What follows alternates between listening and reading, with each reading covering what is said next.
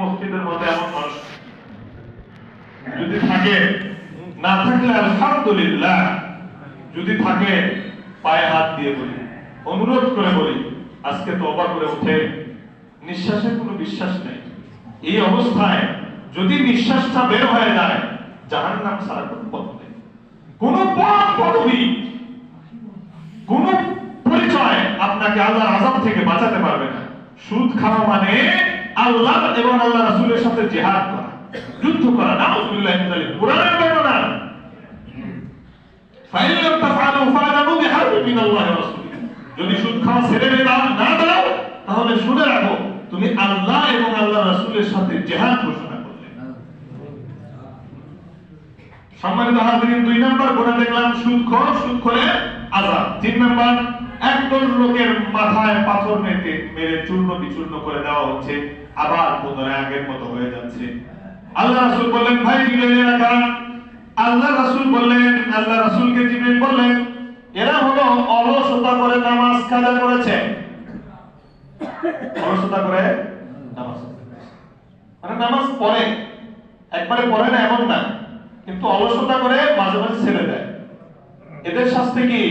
পাথরের আঘাতে মাথাগুলো চূর্ণ বিচূর্ণ করে দেওয়া হচ্ছে। কিন্তু যারা পড়েই না, তাদেরকে কি করা হবে? এদের শাস্তি যে কত বড় এবং ভয়ানক, আল্লাহু আ'লাম, আল্লাহ রাব্বুল আলামিন ভালো জানেন। 3টা অপরাধ শুনলাম, 3টা অপরাধের শাস্তি শুনেছি। 1 নাম্বার কি?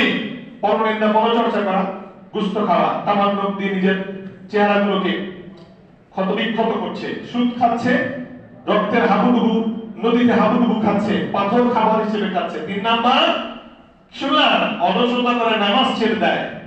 এদের মাথায় পাথর দিয়ে আঘাত করে চূর্ণ বিচূর্ণ করে দেওয়া হচ্ছে। 3 নাম্বার, একদল নারী পুরুষের সামনে কাঁচা গোশত আছে, পচা গোশত আছে এবং রান্না করা সুন্দর সুস্বাদু গোশত আছে, কিন্তু এই সুন্দর সুস্বাদু গোশত ছেড়ে তারা কাঁচা আর পচা গোশত খাচ্ছে। আল্লাহ রাসূলকে বলা গেল কারা? আল্লাহ রাসূল জিজ্ঞেস করলেন কারা? বলতেছে, যারা নিজ গৃহে হালাল স্ত্রী রেখে, হালাল স্বামী রেখে অন্য বাড়ির মেয়েকে টেলিফোন লাগায়, আছে না নাই? মানে পরকিয়া করে, মেয়ে হোক ছেলে হোক। এদের শাস্তি কি? এই পচা আর কাঁচা গোশত, এদেরকে নারী ভুড়ি এগুলো খেতে দেওয়া হবে। নাউযুবিল্লাহি মিন যালিক।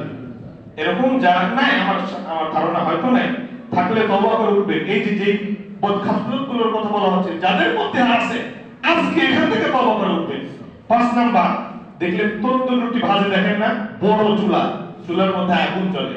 এই আগুন জ্বলা চুলার মধ্যে কিছু নারী পুরুষ উলঙ্গ